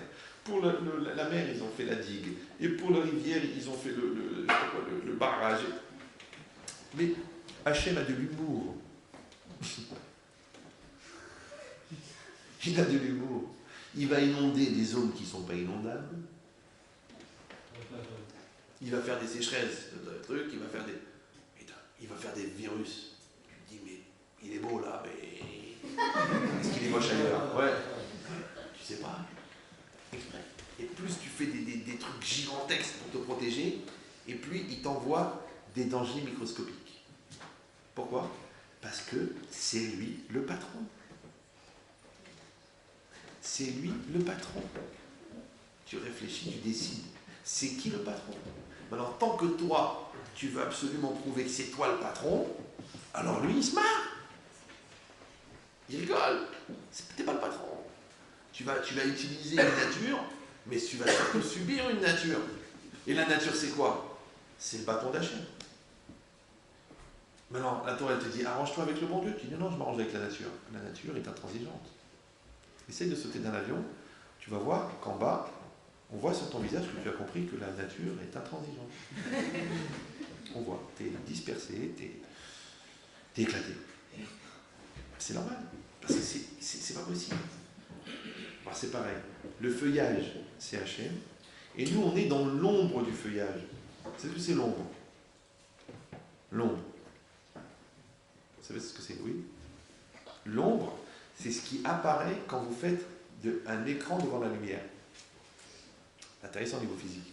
C'est que vous avez des rayons lumineux, d'accord? Les rayons lumineux, ce sont des ondes. Les ondes, c'est des photons, ouais. Et puis quand vous faites un écran, et que le flux des photons, il s'arrête, et bien ce qui apparaît derrière, c'est l'ombre. Super. Maintenant, par hasard, dans la Kabbalah, Orot Zeretsonot, la lumière, ça correspond en fait à la volonté d'Hachem, d'accord? Et que si la volonté d'Hachem, c'est la lumière, donc l'ombre, c'est quoi? C'est l'absence de lumière. Donc, c'est quoi l'ombre? C'est quand la volonté d'Hachem n'apparaît pas clairement. Maintenant, comme tu peux interpréter que les lois de la nature sont indépendantes de la volonté de Dieu, ça s'appelle que Dieu, il est à l'ombre. Ça va?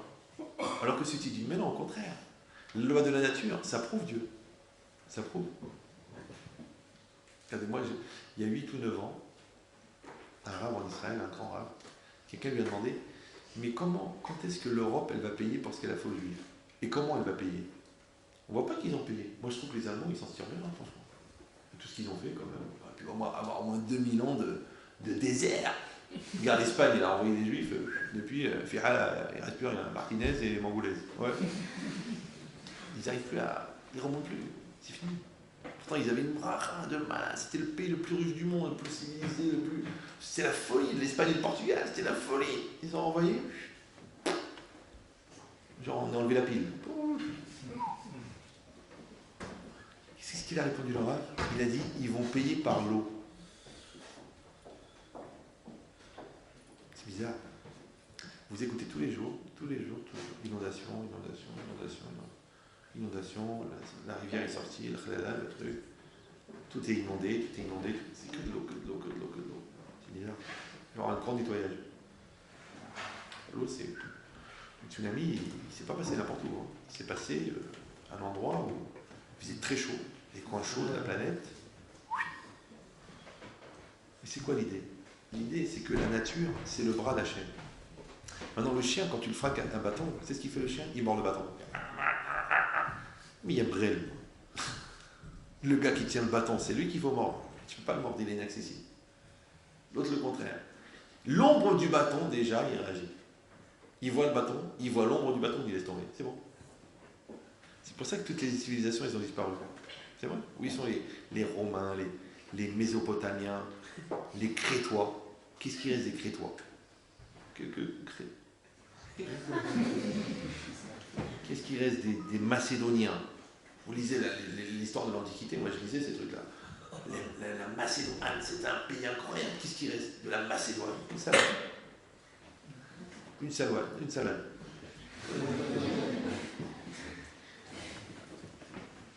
Pourquoi? Alors les Khamis expliquent pourquoi. Parce que chaque fois, le peuple, la civilisation, elle arrive au sommet de sa force, de sa grandeur, de sa puissance. Regardez les Incas, il reste un cas. Ça veut dire vraiment, il y a plus rien. En plus, ils ont tous disparu, on ne sait pas, ils réfléchissent. Quand je lisais encore un truc l'autre jour, ils ne savent pas, peut-être une épidémie, peut-être c'est pas possible, tout le monde est parti en même temps. Ben, il y a doucement, on se mélange, on s'assimile, on devient. D'accord? Non! Ouais. Donc c'est pourquoi? Parce que comme l'homme il arrive au sommet, le monde lui dit attention, c'est moi le patron. L'autre, l'homme il dit non. Et bien il s'entête et il disparaît. Alors que le peuple juif, quand il lui prend la tentation de se prendre pour quelque chose, le bon Dieu il lui fait un signe, et le bon Dieu dit, le peuple juif dit ok, c'est toi le patron. Et c'est vrai, regardez l'histoire juive. C'est quoi? Les bénis Israël sont bien, spirituellement, ils ont la bénédiction, ils se développent matériellement, comme ils se développent matériellement, ils s'installent dans la matérialité. Dans la matérialité, ils font des fautes. Dans les fautes, on leur envoie des gens qui les fracassent. Et là, ils font teshuva, ils ont la bracha, ils réussissent spirituellement, ils réussissent matériellement, ils s'installent dans la matérialité. Aoudou Kolo, ils s'enfoncent dans la matérialité, on leur envoie des sauvages qui leur enlèvent leur matérialité, et ils font teshuva, et ils recommencent. Ça, c'est l'histoire juive. L'histoire non juive, c'est pas comme ça. Non. C'est quoi? C'est des gens qui sont des sauvages. Après, ils font des conquêtes. Les conquêtes, ils deviennent des conquérants, ils s'installent, ils deviennent sédentaires. Sédentaires, ils se cultivent. Ils se débauchent, ils deviennent faibles. Ils viennent les Visigoths, ils les massacrent. Mais ils croyaient que les Visigoths, qui étaient des sauvages, des barbares, mais je sais pas, 150 ans avant, 200 ans avant, les Romains, c'était pas des barbares. C'était des barbares, ils faisaient des sacrifices humains. Ils sont devenus genre le sommet de la culture. Ils sont venus les Visigoths à Rodo de Colo. Les Visigoths, ils sont installés, ils sont devenus sédentaires, ils se sont allégés, débauchés, et ils sont venus d'autres sauvages, et à Rodo de Colo. C'est comme ça l'histoire. Donc on n'a pas le même cycle historique, du tout. Ouais. Mais dans la vie d'un homme, c'est la même chose. Qu'est-ce que tu veux? Quelles sont les valeurs que tu veux qu'elles soient le moteur de ta vie? Qu'est-ce que tu veux? Tu veux des valeurs qui soient profanes ou des valeurs qui soient saintes? Qu'est-ce que tu veux? Tu décides. Qu'est-ce qui va construire ton couple? Oui. Qu'est-ce qui va donner la structure mentale de tes enfants? Qu'est-ce qui va être tes choix? Qu'est-ce qui va objectiver tes choix? Je vois des gens qui disent « Oh, vous savez, c'est pas évident, 3 jours de fête, c'est quand même long. » T'es juif, non? T'es juif. Alors, kiffe ta fête. C'est Shabbat, c'est Shabbat. Ouais, mais c'est pas évident, Shabbat, j'ai des courses à faire. Et si t'habites à Quimper, jeté là-bas, tout seul, et pas de synagogue, pas de truc. Tu dis, bah, David, on va faire des courses. Je dis, ah, je peux pas, il faut qu'il me reste quelque chose. Alors, viens, on va instaurer un peu un Shabbat. Alors, si tu étais à Quimper, alors, tu ferais le Shabbat. Mais quand tu t'es installé je sais pas, à côté de Neuilly, alors tu te dis, oh, c'est fatigant, Shabbat, quand même, c'est bon. Alors, viens, on va faire des courses. On va jouer au tennis. Les gens, ils partent dans les îles, ils partent ils font tes jours. Et quand ils étaient en France, ils disent, laisse-moi tranquille. Les Israéliens, ils sont en Israël, la religion est là. Et tu les vois à New York, à Los Angeles, et puis ils veulent faire tes choux, ils veulent faire Shabbat, ils veulent manger le kasher. C'est incroyable. Donc c'est quoi l'idée? L'idée, c'est que la soukha, elle représente ça. Elle représente qu'un homme, en vérité, il est entre les mains d'Hachem. Pourquoi? Parce que la nature, c'est quoi? C'est le bras d'Hachem. Maintenant, celui qui se sent bien entre les mains d'Hachem, il est dans une certaine sécurité. Celui qui se sent mal entre les mains d'Hachem, alors il va se fabriquer une solidité, mais qui en fin de compte est fragile. Parce qu'on a dit la richesse, c'est fragile, l'amitié, c'est fragile, la santé mentale, les gens ils croient je suis solide, je suis fort, je suis solide, je suis fort. Et d'un seul coup, tu les vois en train de pleurer. Ils viennent te poser une question, ils se mettent à pleurer. Tu dis, mais attendez, ça fait longtemps que vous êtes dans cet état-là, là? Mais de quoi? De quoi parlez-vous? Non, mais cet état de fragilité, là, genre je vous pousse un peu, vous pleurez, ça fait longtemps? Ça fait 4 mois, non, pourquoi? Je pleure, mais je vais bien. Bon, là, je suis un peu sensible parce que je suis ému. Je dis, va prendre un médicament, papa. Va te soigner, va arrêter les pressions, va te reposer, va dormir. C'est que les gens ne se rendent même pas compte. Ils se détruisent de l'intérieur. Ils croient qu'ils sont comme les thermos. Vous savez, les thermos en inox. Vous avez vu ces thermos-là? Il est solide, le thermos en inox. Mais à l'intérieur du thermos, dans quoi on verse l'eau et le café? Vous savez dans quoi? Dans du verre. D'ailleurs, quand il tombe, le thermos, t'entends. Eh bien, il y a des gens comme ça, tu les vois comme ça, tu crois qu'ils sont des thermos. En fait, ils sont des calmos. Ils sont fragiles. Une baffe comme ça, une baffe de la vie, et paf, ils cassent tout à l'intérieur. Ils restent quand même. Genre, ils gardent. Mais à l'intérieur, ils sont. Non, c'est pas grave que tu sois en verre à l'extérieur. C'est pas grave. Mais à l'intérieur, tu dois être en titane. Un ilosaz. Oui, moi je me construis, et je me marie, et je continue à me construire, et je construis mon mariage. Si le mariage il prend un coup, mais moi je suis construit. Et moi je me construis, et je construis mes enfants. Et si les enfants ils font pas ce qu'ils ont à faire, ils font ce qu'ils ont à faire. Mais moi je me détruis pas. Et moi je continue, et je continue, et je continue. Mais si je dis, moi j'existe à travers ma famille, moi j'existe à travers mes enfants, moi j'existe à travers ma maison, et j'existe à travers ma voiture, le mec il a une rigueur sur la voiture, il meurt. Mon bijou, ma vie, mon projet, mon but. C'est vrai? Mais qu'est-ce que tu as raté? Il ne sait même pas ce qu'il a raté. Mazé raté. Il ne sait même pas. Ouais. C'est italien. Ouais. Il sait quoi l'idée? C'est ce qui est marqué. Qu'en fin de compte, quand Akadosh Baruch Hu, il a proposé au Béné Israël de venir dans la soukha, Betsilo chez la soukha, dans l'ombre de la soukha. C'est quoi l'ombre de la soukha? C'est que toutes les valeurs que tu es censé avoir travaillées et acquis pendant toute la période de Shavuot, de Elul, et toute la période de Rosh Hashanah, et toute la période de Aseret Yemei Teshuvah, et toute la période de Kippour, toutes ces valeurs-là, normalement, quand tu rentres dans la soukha, tu les as. Vous me suivez ou non? Tu les as. Mais si tu as fait semblant, si tu avais peur de mourir, si tu as fait le hassid et que tu n'as rien acquis, ouais, c'est comme les livres de Moussa. Tu sais, le livre, moi, par exemple, je vous fais un peu de morale, d'accord? Je vous fais de la pensée juive, je vous fais du Moussa. Mais si vous ne travaillez pas pour acquérir ça, mais ça ne sert à rien. Il n'y a pas de différence entre quelqu'un qui ne savait même pas que ça existait la pensée juive et quelqu'un qui sait que ça existe mais qui n'a pas intégré. Moi, si je vous parle de la colère, il faut prendre le cours sur la colère, prendre des notes sur le cours de la colère, le découper en séquences et travailler sur le cours de la colère pendant 6 mois ou 1 an. Je vois des fois, je fais un cours sur le respect de soi, un gars il vient à la fin et me dit « Bon Rav, c'est quoi le respect de soi ?» Des fois, je dis « Je crois qu'il se fout de... » Alors je dis « Oui, je comprends ce que tu veux dire. Je t'ai dit maintenant la théorie, mais la pratique, il faut la faire maintenant. Tu vas sortir du cours, tu as pris des notes, tu l'as enregistré, tu l'as écouté, tu l'as disséqué, ouais, et dans le cours j'ai parlé, par exemple, de respecter sa personne, de respecter son passé, de respecter son avenir. Donc cette semaine, tu vas réfléchir sur ton passé. Et pourquoi tu dois respecter ton passé? Parce que c'est ça ce qui t'a amené à ce que tu es. Donc tu ne dois pas avoir honte de ce que tu es. Après, respecter, c'est se donner le droit d'être. Donc tu vas chercher chez toi ce qui est positif. Pendant toute la semaine, tu vas chercher les points positifs qui te valorisent, qui te construisent, qui te truquent. Voilà. Après, tu vas valoriser ton futur, donc tu vas mettre en place ton futur pour pouvoir te réaliser. Ça veut dire que le cours du respect de soi que tu as écouté un mardi, tu vas travailler dessus un mois. Sinon, ça sert à rien. Les gens, ils viennent comme ça, ils viennent dans le mardi. C'est comme si tu vois passer un TGV. Oh, rapide, hein. J'aime bien la couleur. Il était orange, là, ils l'ont fait gris. Alors, comment c'était? C'était bien.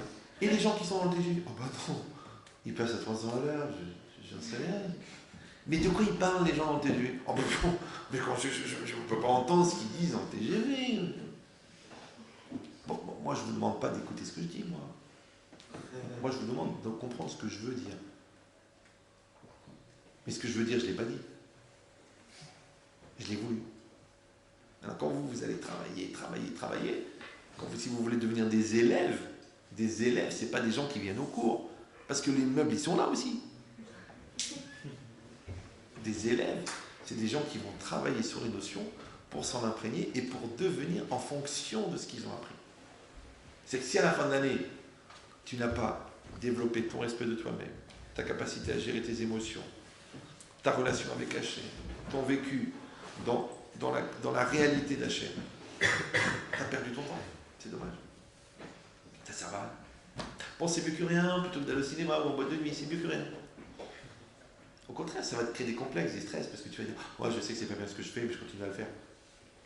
Non, tu grandis. Et quand tu grandis, tu te sens bien. Donc qu'est-ce que tu fais en vérité? Tu acquiers des valeurs. Donc d'un côté, la Torah, elle te casse tes valeurs, d'un autre côté, elle te donne des valeurs. Parce que la Teshuvah, elle te déstabilise, ouais, et en même temps, elle te stabilise. C'est comme une fois un rave, il avait dit, quelqu'un est venu le voir, il a dit, vous savez, heureusement que j'ai la Torah, parce que ça m'a vraiment... C'est bizarre, parce que la Torah, c'est quoi? La Torah, c'est change, bouge, évolue, grandit. Maintenant, quand quelqu'un marche, il est perpétuellement en déséquilibre. Comment vous faites, vous marcher? Vous avez déjà essayé de marcher? Oui. Vous mettez un pied devant l'autre. Maintenant, quand on veut faire tomber quelqu'un, c'est très simple. Il faut attendre qu'il ait un seul pied par terre. Dès qu'il a un pied par terre, vous le poussez. Donc maintenant, si tu ne veux pas tomber, qu'est-ce que tu fais? Tu poses bien tes deux pieds, tu fléchis un peu les genoux, tu tends les muscles des cuisses, et tu prépares tes abdominaux pour pouvoir recevoir le coup. Mais surtout, tu ne bouges pas. Parce que quand tu marches, tu es fragile, on te pousse, tu tombes. Donc si vraiment tu veux être un mec bien, il faut te poser. Et la Torah te dit non, il faut bouger. Il n'y a pas écrit Ubechokota était chez vous.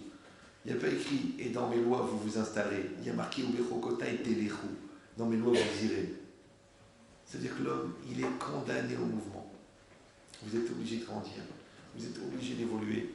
Vous êtes obligé de faire évoluer votre personne. Vous êtes obligé de faire évoluer votre couple. Vous êtes obligé de vous adapter au marché. Vous êtes obligé de vous former en tant que médecin. Vous êtes obligé de trouver de nouvelles formules pour développer le magasin. Vous êtes obligé de chercher de nouveaux modèles pour vendre vos jupes. Vous êtes obligé. Ça bouge. Ça bouge, ça bouge, ça bouge, ça bouge. Dès que vous arrêtez de bouger, tu n'es plus dans le coup. Tu étais encore au Moyen-Âge. Tu as 2 saisons de retard. Tu ne te coiffes pas à la mode. Tu nous racontes des trucs qui sont passés il y a 30 ans, t'es pas dans le move, t'es pas dans le mouvement, t'es pas dans le coup, parce que le monde y bouge. Ou Berokota et les roues. Alors si déjà dans le profane, on va plus fort. Alors ce qui est bizarre, c'est qu'on va bouger avec des valeurs qui sont éternelles. C'est bizarre, hein? Les valeurs qu'on a, elles sont vieilles. Elles ont à peu près 3500 ans. Mais il faut bouger avec. Et le contraire, les gens, qu'est-ce qu'ils font? Ils font de l'immobilisme avec du changement. Enfin, une fois, quelqu'un m'a dit, franchement, monsieur le rabbin, pourquoi vous n'avez pas la télé? Je dis, mais pourquoi faire? Si je veux devenir abruti, j'ai pas besoin de ça. Il m'a dit, quand même, faites un effort. Il m'a dit, vous savez, toujours mon cher Rabbeinu, la sortie d'Égypte, mon cher Rabbeinu, la sortie d'Égypte. Moi, la télé, ça change, des nouvelles émissions, des nouveaux commentateurs, des nouveaux films, des nouvelles chansons.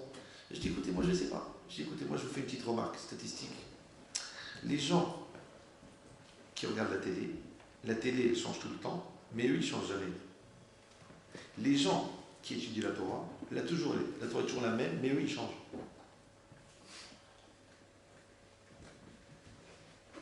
Il faut juste décider qu'est-ce que tu veux faire. Qu'est-ce que tu veux faire? Tu veux devenir un téléspectateur de ta vie.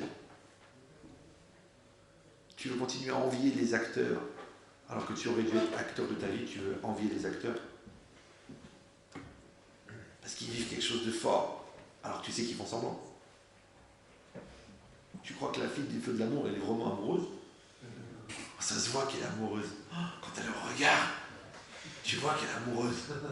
Et quand elle a pris sa liaison avec Jennifer, tu sens qu'elle était blessée. Réveillez-vous, c'est pas un documentaire. C'est un feuilleton. Alors les gens, ils font la masturbation émotionnelle. Ils ont dit que 87% des Français font un transfert psychologique entre leur feuilleton préféré et leur vie. Je ne sais pas si vous me suivez. C'est-à-dire que la personne, elle va pleurer devant le film américain, mais elle va être complètement insensible au cancer de sa grand-mère. Elle n'est pas morte? Oh, ça commence à durer quand même. Bon, le 2 pièces, qui c'est qui le prend? On va pas commencer. Hein. Le grand frère, petit frère, il n'y a pas. Mais elle est vivante. Alors la grand-mère, elle a le cancer. Ça lui fait rien. Il voit un bon film américain.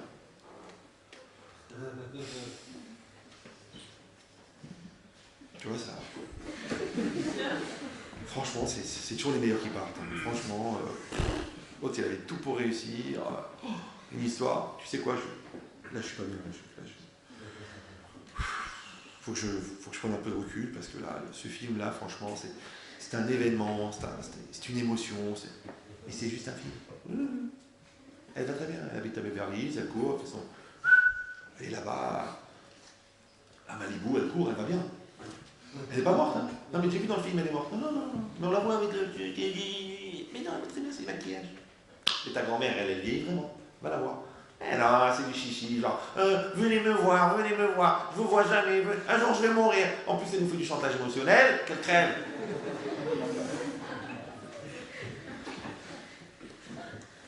C'est que les gens, ils vivent virtuellement leur réalité et ils vivent réellement leur virtualité. Ça, c'est sans les cachets. Imagine ce qu'ils vont faire avec les cachets. Donc c'est sur ça que tu as fait teshuva. Tu as fait teshuva pour des vraies valeurs. Ouais. Donc d'un côté, tu es tout nu parce que tu as renoncé à tes fausses valeurs, mais Baruch Hashem, entre-temps, tu as accumulé des vraies valeurs. Et bien quand tu rentres dans la soukha, il n'y a rien. Tu sais ce qu'il y a dans la soukha? Il y a des valeurs. Qu'est-ce qu'il y a? Il y a 3 murs, ouais. Il y a un toit, il y a une table, il y a des chaises, il y a les gens que tu aimes. C'est ça une soukha. Pas de la shonara. Ouais. Tout ce qui est superficiel, ça ne rentre pas dans la soukha. On ne peut pas mettre une poubelle dans la soukha. On ne peut pas rentrer les plats sales et tout ça dans la soukha. On doit rentrer des plats. Ouais. On ne peut pas dire des bêtises dans la soukha. On a la présence d'Hachem dans la soukha. Tous les jours, on a des invités extraordinaires. Abraham, Israël et Jacob. C'est ça la soukha. Donc c'est quoi la soukha? La soukha, c'est un espace d'essentialité. C'est ça la soukha. La soukha, c'est que tu as tellement renoncé à Averot que depuis Kippour, on ne fait plus les Tachanunim. Vous savez, on ne fait plus. Pourquoi? Parce qu'on dit les Juifs sont tellement occupés des mitzvot, ils ne vont pas faire d'Averot. Mais le jour de Sukkot, c'est mieux encore, c'est pire ou c'est mieux. C'est que là, tu rentres carrément dans la soukha. Donc tu rentres carrément dans la mitzvah. Qu'est-ce qu'on avait dit à Kippour, si vous vous rappelez du cours de la semaine dernière? On avait dit que Hachem, il s'appelle Mikvé Israël. Rappelez ou non? Mikvé Israël Hachem. Hachem, il s'appelle le bain rituel. Et qu'est-ce qu'on avait dit dans un bain? Tu es obligé d'entrer entièrement. Et bien dans la soukha, tu rentres entièrement. Tu sais que c'est la seule mitzvah où tu rentres dans la mitzvah. Est-ce que vous avez déjà essayé de rentrer à l'intérieur d'une paire de téphilines? Imagine, tu vas chez un sophère, tu dis écoutez, j'ai de l'argent, Baruch Hashem, voilà, je fais une avance de 100 000 euros, je rajoute 100 000. Vous me faites une paire de téphilines, un studio. Il faut que je rentre dedans. Vous me faites une paire de téphilines cachère, en cuir, avec les compartiments à l'intérieur et les parachutes écrites 2,30 m de haut, avec des lettres Sacom, c'est un modèle spécial. Et moi, je veux rentrer dans les téphilines. Écoutez, vous n'êtes pas raisonnable. On ne peut pas rentrer dans une mitzvah. Et pourtant, on rentre dans la soukha. C'est pour ça que dans la soukha, elle s'appelle, dans la Kabbalah et dans la Hassidut, elle s'appelle Or Amakif. Elle s'appelle la lumière enveloppante. Il y a une seule mitzvah où c'est dit aussi, c'est sur le talit. Que quand quelqu'un il porte le talit, en vérité le talit il représente quoi? Or Amakif. C'est de la même manière que c'est plus facile de se concentrer quand tu as un talit sur la tête que quand tu as les yeux qui vont partout. Ouais, normalement la soukha c'est ça. C'est que tu rentres dans un endroit où il n'y a rien que des valeurs. C'est pour ça que c'est dur de garder la souka comme il faut. Parce que tu as toujours envie de faire un petit lachonara, de raconter le match de foot, tu as envie de... C'est dommage, voilà, il y a toute l'année, baba. Il y a toute la maison, il y a tout Paris, il y a toute la France, il y a le monde entier. Tu rentres dans la souka. Étudier la Torah, livrer Torah, la famille, les paroles positives, l'investissement, le bien-être, les brachot, le Birkat Amazon, les chants de la fête, toi et Hachem, c'est tout. Tu dis la nature. La nature, elle est devenue éphémère. Elle est devenue... C'est quoi le mot de tout à l'heure? Elle est devenue rien du tout. C'est un petit peu de feuillage. Toi, tu t'es convaincu que la nature, c'est les valeurs. Parce que grâce à Dieu, tu as les 4 appartements à Natania. Et grâce à Dieu, tu as les 1 million d'euros. Et grâce à Dieu, ta femme, elle fait 120 kilos. C'est la valeur. Ça, c'est du solide. Ça, c'est... Oh là, je l'ai acheté en Normandie. Tu vois, c'est une vache, je sais plus comment ils appellent ça. Ouais, une picarde. Ouais. Non, c'est pas ça les valeurs. C'est pas ça. Les valeurs, elles sont transparentes. Les valeurs, elles sont légères. Les valeurs, elles sont éthérées. Elles s'évaporent. Il faut les garder. Il faut les garder. Donc un jour, tu as compris que ton couple, en fin de compte, c'est pas ta maison, ta chaîne IFI, ton 6 pièces. Et ta maison, c'est les liens transparents que tu as créés avec ta femme. Et ton fils, c'est pas, tiens mon fils, tiens voilà de l'argent, tiens là-bas la voiture, tiens voilà, tiens va changer tiens va chez Redskin, va t'acheter ton truc, tiens prends la montre, elle te plaît, tiens prends le scooter, il te plaît. Non, tu vas arrêter un jour d'acheter tes enfants, parce qu'ils ont, c'est pas ça qu'ils veulent pas un compte en banque, ils veulent un père, ils veulent une mère. Donc maintenant ça, la souka que tu as créée entre toi et tes enfants, la souka que tu as créée entre toi et ta femme, la souka que tu as créée entre toi et Hachem, c'est une souka. Maintenant, qu'est-ce que tu vas faire? Tu vas rester 1 semaine dans la souka. 1 semaine. Ouais. Et la souka, c'est un phénomène très bizarre, parce qu'on a dit qu'il faut manger dans la souka, il faut dormir dans la souka, il faut étudier dans la souka. Réfléchissez un petit peu. Est-ce que dans l'année, c'est une mitzvah de manger? Non. Est-ce que c'est une mitzvah de dormir? Non. Est-ce que c'est une mitzvah de parler? Non. Maintenant, quand toi, tu vas manger dans la souka, en mangeant dans la souka, tu fais une mitzvah. Maintenant, quand on te dit, tu sais quoi? Mais vous savez que c'est permis de devoir manger dans la souka. C'est permis. Tu peux. Si tu manges pas de pain. Ouais. D'ailleurs, on le dit en français, ça mange pas de pain. Ouais, d'accord. Tu peux. C'est vrai, je comprends, les gens ils travaillent, c'est pas évident, on travaille. Pas évident d'aller dans une souka. Je comprends que la vie des juifs, elle est compliquée. Ouais. Après, c'est combien est-ce que le monde goy, il a rentré dans ta vie de juif? Ouais. Normalement, tu dois vivre une vie juive normalement. Là, il y a un gars qui m'a téléphoné, il m'a dit ah, mais pour Soukot, je vais être à Fontainebleau. Est-ce que vous pouvez me trouver un endroit pour aller passer Soukot? Je dis mais tu es obligé d'être là-bas? Il m'a dit oui. Je dis mais combien de. Et la synagogue est loin, il m'a dit 13 km. 13 km. Je dis mais t'es obligé, c'est quoi? C'est un goulag? C'est une peine de prison? C'est quoi ça? Il dit non, c'est une obligation professionnelle. Un peu la galoute Mitzrayim. C'est ça la galoute. T'es en galoute. Tu veux faire tes fêtes, tu peux pas. Je suis obligé d'aller me jeter là-bas à Fontainebleau. C'est pas normal. Tu peux pas vivre ta vie normalement. Tu dois, t'es juif, tu dis écoutez, excusez-moi, je suis juif. Ça marche pas, bon, essaye musulman, ça marche mieux. Tu peux pas, je peux pas, je fais une souka. Comment je vais faire sans souka? Encore une fois, c'est pas seulement parce que c'est interdit de manger en dehors de la souka. Parce que je te dis, en fin de compte, si tu manges pas de pain, c'est pas obligé. Comme la matzah. C'est que la matzah, les 2 premiers soirs, c'est obligé de manger un kazalik de matzah d'après la Torah. Maintenant, pour toute la semaine, tous les ans, je vous répète, avant Pessah, je vous répète tous les ans ce principe-là, c'est que pendant toute la semaine, vous n'êtes pas obligé de manger de la matzah. Vous savez, non? Vous pouvez manger des pommes de terre, des haricots verts, des choux-fleurs, toute l'année. Vous pouvez en manger pendant 8 jours. Vous n'êtes pas obligé de manger de la matzah pendant les 8 jours. Vous savez ou non? Il n'y a que les 2 premiers soirs, vous êtes obligé. C'est clair? Vous me suivez ou non? Voilà. Mais à chaque fois que vous mangez de la matzah, pendant la semaine, vous faites une mitzvah. Et c'est pas obligatoire. Et si quelqu'un va dire, si c'est pas obligatoire, c'est pas obligatoire. Mais moi je veux dire mieux, moi. Tu sais que tu n'es pas obligé d'être souriant. Tu peux faire la gueule toute ta vie. Tu peux faire la tronche. Ouais, mais tu payes tes dettes et t'es honnête et t'es sérieux, mais tu tires une tête de mort. Et là où t'arrives, chaque simcha devient une levaya. Ouais, il y a des gens comme ça. C'est des mchen neufs. Ouais. Mais ils sont bien. Si. Bon, tu sais, tonton, il avait un mauvais caractère, mais c'était quelqu'un de sérieux. Au fond, il était gentil. Oui, il était gentil, mais il était il était vraiment... Mais c'est exactement pareil. Tu n'es pas obligé de manger de la souka, mais c'est une mitzvah. Tu n'es pas obligé de sourire, mais c'est une mitzvah. Mais tu n'es pas obligé de manger de la matzah, mais c'est une mitzvah. C'est dommage. Ce sont les gens qui vivent 15 ans ensemble, parce que de toute façon on n'est pas fait l'un pour l'autre, on reste ensemble pour les enfants. J'adore, comme si c'était bien pour les enfants de voir deux personnes qui se font la haine. Genre quel genre de modèle, tu vois. Et après quand tu vois le shalom bayit des enfants, le gars tu dis mais pourquoi vous n'êtes pas attentionné avec votre femme?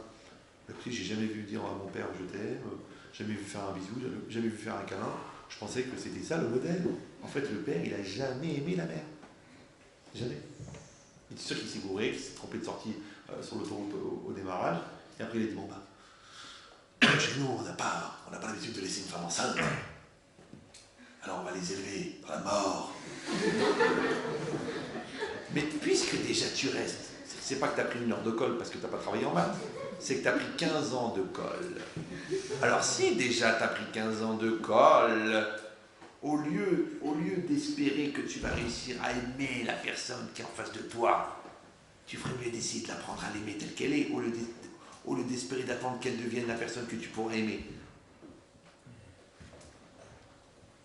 Ça. Parce que tu as été muté en Alaska. Oui, ben je suis en Alaska. Donc tu vas faire une dépression. Non, tu vas dire, l'air est vif en Alaska. Le ciel est bleu en Alaska. Le froid, ça conserve la viande. Regardez les congélateurs. Ouais. Les gens ont une très bonne mentalité. On se rejoint là-bas dans les pubs et puis le soir, on se fait des ambiances. Et puis bon, l'hiver est long, donc on passe du temps ensemble, on attend de réfléchir, on attend de lire, on attend. Tu vois, qu'est-ce que ça fait? T'as aimé l'Alaska? Maintenant, t'as été muté à Santa Monica. Il fait chaud. La mer, elle est loin. Les gens, ils sont tous un peu... toujours en train de chercher un truc à fumer. Je dis, enfin, Monica, Santa Monica. Ouais, c'est pas possible. Je dis, alors je comprends pas. Tu pleurais parce que tu étais en Alaska. Maintenant, tu pleures parce que tu es à Santa Monica. C'est un mec bizarre. Moralité, il y en a toujours qui pleurent, il y en a toujours qui sont contents. Donc le bonheur, c'est ce que tu assumes. Ouais. Et le malheur, c'est ce que tu refuses.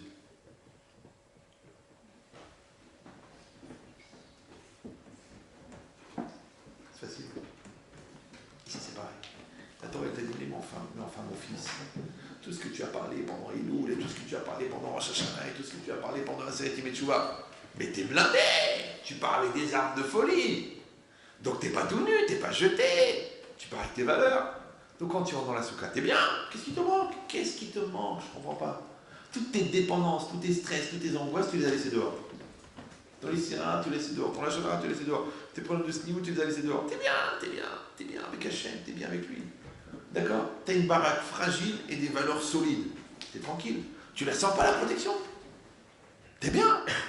Comme le gars qui a fait des sports de combat, par exemple. Normalement, un gars qui a fait des sports de combat, c'est un gars qui ne se battra jamais. Alors que toi, le contraire, toi, tu dis, mais moi, si j'avais 13 dates de karaté, mais moi, je les fracasse, moi, je vais à Belleville, je crie ça là. Mais... non, le gars, il a 13 dates de karaté, ouais, champion du monde de Krav Maga, il s'est jamais battu de sa vie, tu sais pourquoi? Pourquoi? Parce que ces années de karaté, ça lui a donné une telle assurance que quand il arrive quelque part, le gars il dit, celui-là, tu le touches pas. C'est l'inverse. C'est ces capacités, c'est cette force-là, c'est cette sérénité qui a fait qu'il n'a jamais besoin de se battre. Parce que le gars, il assure trop.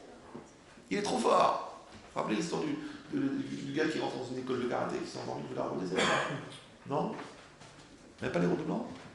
Non plus? Non? Il y a pas des gens qui suivent, personne pas. Ça se passe au Japon, une école de karaté. Ouais, c'est toute une série de personnes qui veulent absolument faire des trucs karaté, mais bon, ils se réunissent en karaté. D'accord? Mais il y a une école, donc vous savez comment ça se passe là-bas, ils sont 200 élèves, et le prof, le vieux, 80 ans, en plein kata, ouais. Et puis il y a un gars qui ouvre la porte comme ça, tac. Il dit, qui est le maître ici? Le maître, maintenant, c'est le plus fort en karaté. Il dit, voilà. voilà le maître, voilà le maître. Et l'autre, il vient, je vous défie. Quoi? Un petit gelot comme ça. Et le vieux. Tout le monde dit, ah, maître, maître, maître, maître, laissez-nous faire, on va le massacrer. L'autre, il dit, non, il m'a défié. Il m'a mis au défi, il veut se battre avec moi. Donc ils se mettent tous par terre à regarder. Et le vieux, il se prépare. Concentration. Et l'autre, il se prépare, il s'allonge, il dort. Mais il dort. Il dort, il ronfle. La bave. Tout le monde dit, quoi? Mais qu'est-ce que c'est que ça? Mais qu'est-ce que c'est que cette chutzpah, cette insolence? Il défie le maître et il dort, on va le tuer. Le maître, il dit, laissez-le tranquille, j'ai trouvé mon maître. Quand le gars il vient chez moi, dans mon école de karaté, il me défie devant tout le monde. Donc moi je suis monté à un top niveau de gava, de susceptibilité, d'orgueil et de remise en cause. Et le gars qui m'a poussé à bout, il dort. Mais comment il est sûr de lui qu'il dort? Quel recul